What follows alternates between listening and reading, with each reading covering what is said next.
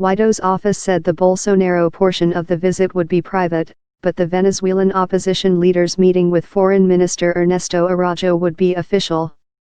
Araujo has led Brazil's contribution to the humanitarian aid plan that has so far failed to get food and medicine into Venezuela, which is suffering from a deep economic crisis marked by widespread shortages of basic necessities.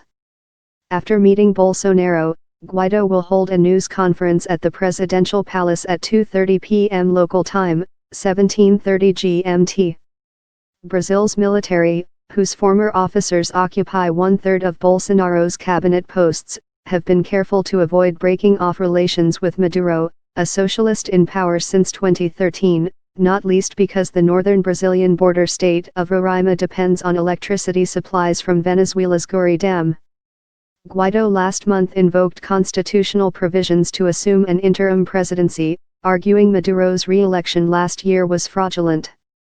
He has since been recognized by most Western nations as the rightful leader of the oil-producing nation.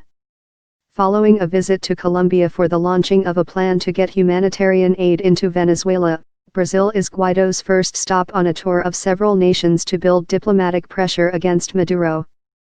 Brazil is hosting one of the Venezuelan opposition's collection points for aid, and together with the United States has funded the 200 tons of food and medicine being stockpiled in the northern city of Boa Vista. Venezuela's opposition failed to get that aid across the border as planned last weekend after Maduro closed it.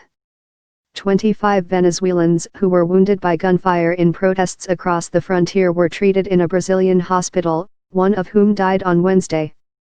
U.S. Secretary of State Mike Pompeo said Washington is still working on plans to get the humanitarian aid delivered to Venezuela.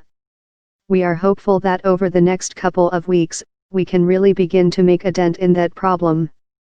It is a big problem, Pompeo told reporters while flying to the Philippines from Vietnam.